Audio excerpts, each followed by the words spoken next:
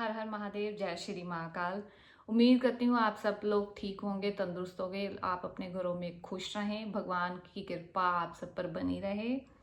और एक छोटी सी चीज़ मैं आप लोगों के साथ शेयर करूँगी। आप लोग ही परिवार हैं, परिवार की तरह हैं, मेंबर्स हैं, आप बढ़ते जा रहे हैं। मेरा परिवार जो है आहिस्ता आहिस्ता, ये भी महादेव की कृपा और हमारे गुरु की कृपा की वजह से ही है। तो जब चैनल की शुरुआत हुई थी तो मैंने कुछ इतना ज़्यादा सोचा नहीं, बस एक मन में था कि कुछ ना कुछ अगर कोई चीज़ें, अगर मुझे कुछ सीखने को मिला है तो मैं आगे बता सकूं, आप लोगों में शेयर कर सकूं। मैं इतनी बड़ी ज्ञानी नहीं हूँ। देखिए, कोई भी इंसान किसी से ज़्यादा और किसी से ज़्यादा ज्ञानी या वो नहीं हो सकता। जितना हम ज़्यादा सीखते हैं और जो सीखते हैं कम तो होता ही है, क्योंकि एक मन मन में व्याकुलता बढ़ती रहती है कि कुछ ना कुछ नया नया नया नया सीखने को मिले, और अच्छा भी लगता है। और जो सीखने तक ही हमें सीमित ना रखें, और जितना हम बांट सके, जितना आपने सिखाया है हम आगे लोगों में बांटें, और एक मन को सुकून मिलता है, एक आत्मा को सुकून मिलता है। सो आज आप लोगों की वजह से, महादेव की कृपा की वजह से और अपने गुरु जी की कृपा की वजह से एक छोटा सा चैनल है, तो 500 सब्सक्राइबर जो है पूरे हुए हैं। और देखिए, लोग जो है का बहुत सारे लोग ऐसे हैं, यूट्यूबर्स होते हैं जिनके 50,000 लाख ऐसे सब्सक्राइबर्स हो जाते हैं, तो खुशी मनाते हैं। तो मैं 500 मेरे सब्सक्राइबर्स हैं, वो 500 लोग हैं। तो मुझे खुशी है कि वो फैमिली की तरह हैं, जिन्होंने आगे से आगे वीडियो शेयर की, लोगों को आगे जो उनको जो मोटिवेट हुए हैं, उनको कुछ ना कुछ सीखने को मिला है, तो उन्होंने आगे जो है तो वीडियोस को शेयर किया। तो मैं ये चीज़ भी कहती हूँ कि देखिए, कमेंट में ज़रूर कुछ ना कुछ लिख के भेजे अगर कि किस चीज़ के ऊपर टॉपिक होना चाहिए। तो आज का टॉपिक भी एक सब्सक्राइबर के ऊपर ही है, जो उन्होंने रिक्वेस्ट की थी कि मैम वचन के ऊपर वीडियो बनाया जाए, और वो वेट कर रहे थे। तो मुझे भी थोड़ा सा टाइम लग गया, मैं कुछ और कामों में थोड़ा सा बिजी हो जाती हूँ। मुझे पता है कि आप लोग वेट करते हैं, तो मुझे भी थोड़ा सा होता ही है, अजीब सा लगता है कि नहीं, फिर भी क्या कहते हैं कि कुछ दूसरे काम भी देखने पड़ते हैं, आप लोग समझ ही सकते हो। तो आज 7 दिन, हफ्ता हो गया मेरे ख्याल से, हफ्ते के बाद मैं वीडियो बनाई, वरना मैं 4-5 दिन के बाद वीडियो बनाती हूँ। तो शुरू करते हैं। शुरू करने से पहले मैं फिर से रिक्वेस्ट करूंगी, प्लीज़ मेरे चैनल को आप सब्सक्राइब ज़रूर किया कीजिए, शेयर किया कीजिए वीडियोस को। जो बेल आइकन होता है जो वीडियो के नीचे, उसे आप दबा दिया कीजिए, ताकि आपको टाइम टू टाइम मेरी वीडियोस की नोटिफिकेशन मिलती रहे। और ज़्यादा से ज़्यादा लाइक करें, कमेंट ज़रूर करें। देखिए, हम पुरातन काल से सुनते आए हैं कि प्राण जाए पर वचन न जाए। जी हाँ, लेकिन आजकल तक का टाइम क्या है, कलयुग का टाइम है। तो आजकल हम क्या करते हैं कि हम वचन तो बड़ी, पहले तो क्या होता था कि वचन देते थे। पुराने काल से चलता आ रहा है कि किसी को अगर वचन दे दिया तो वो वचन जो है अटल तरीके से वो निभाते थे, चाहे प्राण चले जाएं, लेकिन जो है वचन नहीं जाना चाहिए। तो ये चीज़ होती थी। तो पुराने समय में ऐसे ही होता था। तो आपने सुना होगा, हमने बड़ी सारी चीज़ें हैं, जैसे हम ग्रंथ, हम बड़े बड़े हमने पढ़े हैं। हमने जैसे शिव पुराण पढ़ी होगी, है ना, भगवत गीता पढ़ी है हमने, महाभारत जो है द्वापर युग का महाभारत था, ठीक है। तो कहने का मतलब है कि उसमें भी आपने देखा होगा कि उसमें जितने भी जो करेक्टर्स रहे हैं, उन्होंने बड़े से बड़े वचन निभाए। हम वो चीज़ें सुनते आ रहे हैं, हमने सुना होगा जैसे त्रेता युग में, है ना। तो हर चीज़ में हमने, देखिए उसमें आपने सुना होगा कि कोई भी चीज़ किसी किसी इंसान को अपना वचन दे देता था, लेकिन प्राण चले जाते से वो वचन निभा के ही रहता था। तो आजकल का टाइम, हम देखिए वचन के ऊपर बात यही करनी थी कि कलयुग का टाइम है। तो आजकल तो कोई इतने लोग वचन निभाते नहीं है। जैसे वचन हो गया, कसम हो गई, है ना। तो मैं कसम खाता हूँ या खाती हूँ आज के बाद ऐसा नहीं करूँगा, वचन खाते हैं। जैसे बड़े बड़े हमने देखा है, जैसे पॉलिटिक्स में पॉलिटिशियंस होते हैं, तो वचन दे देते हैं लोगों को, लेकिन वो वचन निभाते नहीं है, है ना। लोगों से, एक दूसरे से हम कसम खा लेते हैं, वचन बोल देते हैं, दे देते हैं कि हम मतलब, तो वो निभा नहीं पाते। तो उसका क्या असर है? उसका देखिए कि बहुत बड़ा असर है, वो अपराध है।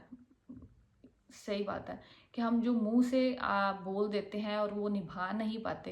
कहते ना, एक बार कमान से निकला हुआ तीर और मुंह से निकली हुई बात जो निकल गई, अगर पूरी ना हो तो क्या कहते, अब वो जो निकल गई तो निकल गई। तो कहने का मतलब है कि देखिए, हम अगर किसी को वचन दे देते हैं, अगर हम उसे नहीं निभाते, तो उसका बहुत बड़ा अपराध बन जाता है। हमने उस वक्त, तो हमने किसी इंसान को वचन दे दिया, किसी भी चीज़ को लेकर, किसी भी बात को लेकर हम वचन दे देते हैं, तो वो सामने वाला इंसान हम पर इतना ज़्यादा भरोसा कर लेता है कि अगर वो वचन हम नहीं निभा देते, किसी कारण की वजह से हम भूल जाते हैं या हम नॉर्मली ले लेते हैं, तो सामने वाले इंसान का हम भरोसा तोड़ देते हैं। सामने वाले इंसान का भरोसा तोड़ने का मतलब कि हमने, देखिए कहते हैं ना कि हर इंसान के अंदर भगवान का अंश है, हम भगवान के अंश है। तो सामने वाले को ठेस पहुंचाना मतलब भगवान को ठेस पहुंचाना। तो सामने वाले का भरोसा तोड़ना मतलब कि भगवान को आपने उनको नाराज करना, है ना। तो कहने में आ जाता है, लेकिन हम हर किसी के अंदर भगवान को नहीं देखते। ऐसे देखिए, ये हर किसी के अंदर नहीं होता, लेकिन ये हमें ये चीज़ पैदा करनी पड़ेगी। कि चीज़ कैसे पैदा होती है कि हम सामने, कि नहीं, सामने वाला भी, उसके अंदर भी भगवान बसता है। अगर मैं कोई चीज़ बात बोल रहा हूँ, कह रहा हूँ, उसका दिल ना दुखे, है ना, दिल ना टूटे। तो उसके लिए क्या है कि ज़्यादा तो यहाँ तो बहुत लोग जो सात्विक भाव के होंगे, भक्त होंगे भगवान के, उनके अंदर एक भाव होंगे जो सात्विक गुण के होंगे, सतो गुण के होंगे, वही ऐसा ज़्यादातर लोग कर सकते हैं। लेकिन आजकल के टाइम में जो देखिए, कलयुग का टाइम चल रहा है, तो कलयुग में तो हम कर नहीं सकते, लेकिन हम कम से कम इस चीज़ का ध्यान रखें। जो मेरी वीडियो को सुन रहे हैं, खासकर वो लोग जो देखिए भगवान को मानते हैं, ग्रंथों को मानते हैं, है ना। जो देखिए, जो हमारे जो बड़े बड़े संत महापुरुष रहे हैं, उनकी लिखी हुई जो उनकी वाणी है, और वही वाणी जो है ग्रंथों में है ना। ग्रंथ मतलब उनके बने हुए हैं, बड़े बड़े ऋषि हैं, तो उन्होंने हमें क्या दिया है, यही चीज़ जो है आगे आगे आगे चलती रही। तो अगर हम उन चीज़ों को अगर नहीं मानेंगे, झुटलाएंगे, तो गलत रास्ते पर तुलने पड़ेंगे, तो उसका असर जो है हमारे हमारे ऊपर तो मानसिक और शारीरिक तौर पर तो पड़ेगा ही पड़ेगा, चाहे कोई भी चीज़ हो। ठीक है कि नहीं। अब देखिए, 4 युग हैं, 4 युग में से 3 युग तो चले गए, सतयुग, द्वापर, त्रेता। अब ये है कलयुग का टाइम।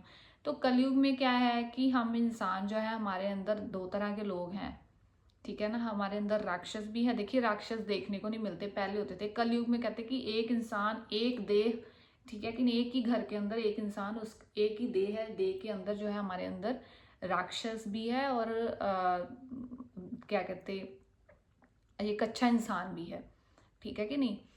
तो कहने का मतलब, अब हमने राक्षसी जैसे तमोगुण लाने हैं या अच्छे इंसान के सतो गुण लाने हैं।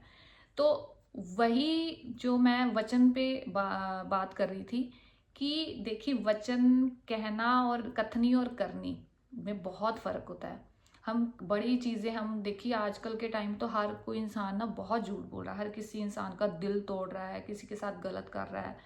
जैसे कई लोग हैं, आप ज़्यादातर देखेंगे, जैसे मान लीजिए लड़का लड़की हैं, किसी ने किसी को जैसे धोखा दे दिया कि नहीं, मैं तेरे साथ, मैं वचन देता हूँ, मैं तेरे से शादी करूंगा, लेकिन वो लड़की भरोसा कर लेती है, या लड़की, मैं बात खाली लड़कियों की नहीं करूंगी कि उन्हीं के दिल टूटते हैं, या लड़के भी हैं। बहुत सारी ऐसी बहुत मैटर्स हैं, खाली यही बात नहीं है। बहुत सारे जैसे लीडर्स हो गए, है ना, बड़ी बड़ी हम बातें कर देते हैं, लोगों के साथ हम धोखा करते हैं। लोगों के साथ धोखा करना, समाज के साथ धोखा करना मतलब भगवान के साथ, कुदरत के साथ धोखा करना।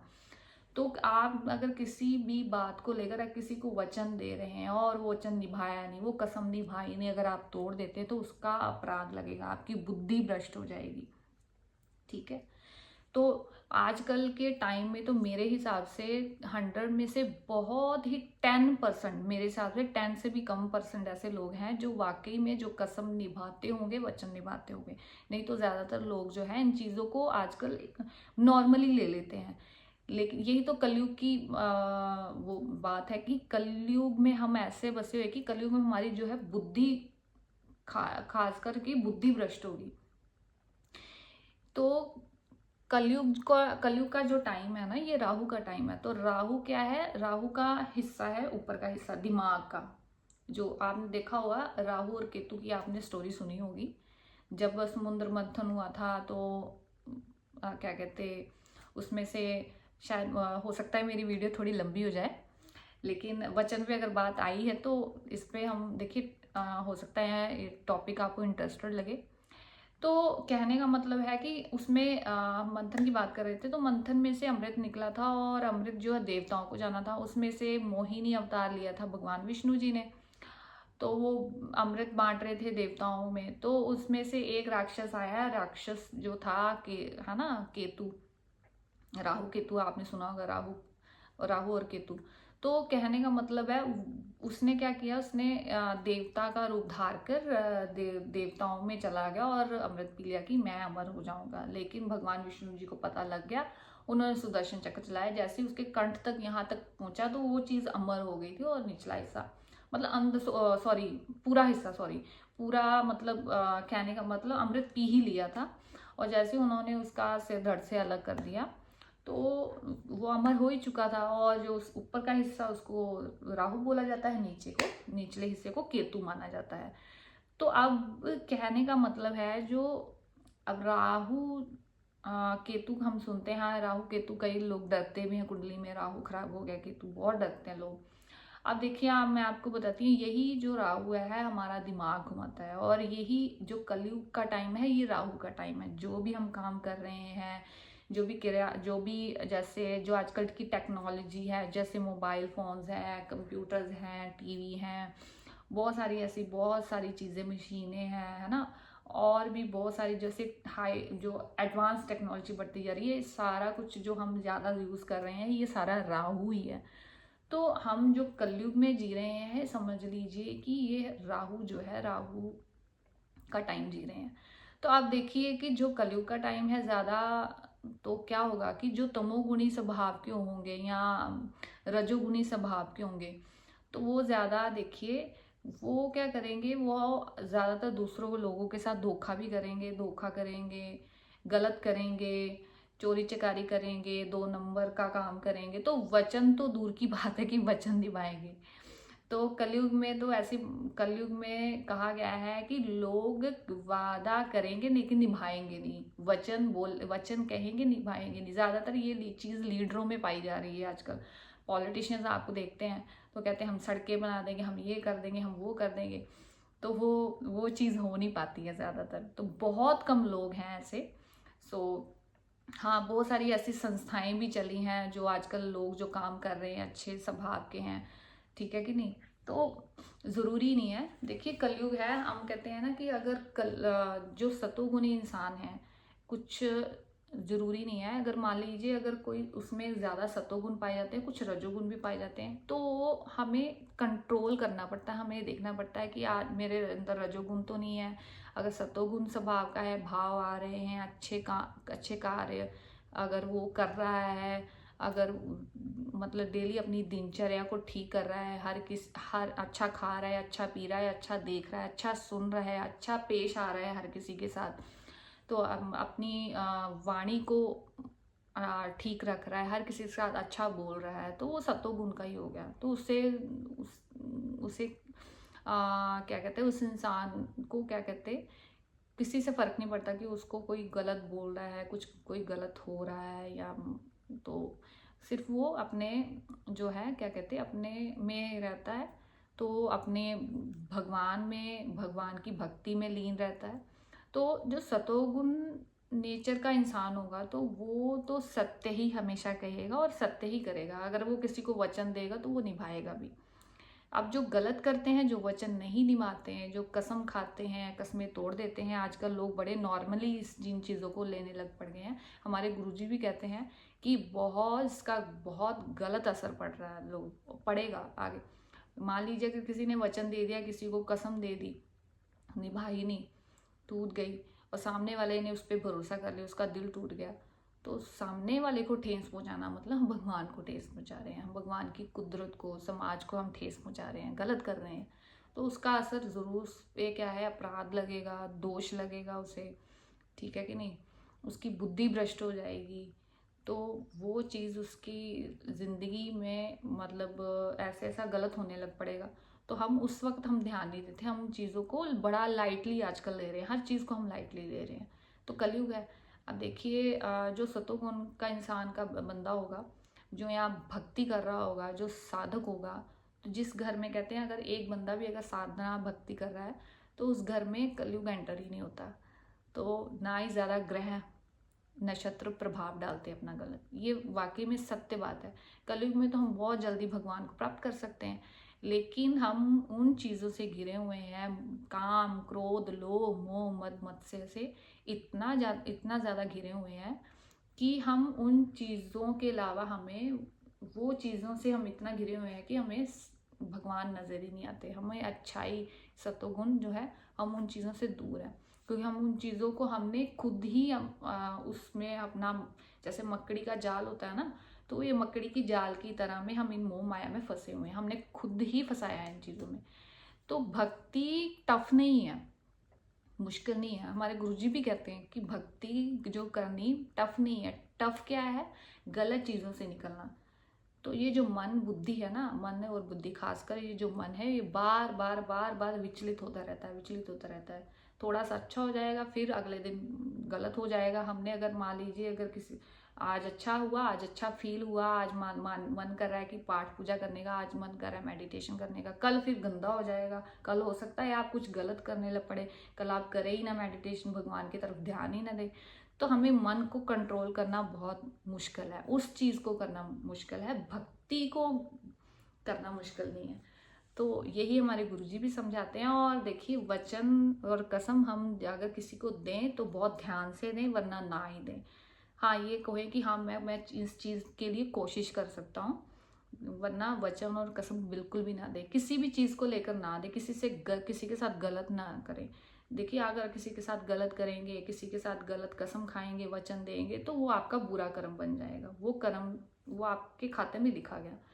तो उससे फिर वो क्या है कि वो आपको भोगना पड़ेगा। हो सकता है कि कितना लंबा भोगें आप, इस जन्म में तो हम पिछले कर्म तो भोग ही रहे हैं, तो हम, ठीक है कि नहीं। तो ये जो मनुष्य जूनी मिली है, तो देखिए हमें बहुत मुश्किल से मिलती है। जो मनुष्य जूनी मिलती है हमें मोक्ष की प्राप्ति के लिए, मुक्ति के लिए, भगवत प्राप्ति के लिए, ठीक है कि नहीं, भगवान को पाने के लिए मिली है। हम इन चीज़ों को समझे, है ना, उन चीज़ों को सुधारे, गलत चीज़ें ना करें, गलत कामों में ना हम फंसे, ठीक है ना, भ्रष्ट आचरण ना करें, गंदा ना देखे, गंदा ना खाए, गलत ना करें, किसी का बुरा ना करें। कम से कम हम इंसान तो बन जाए।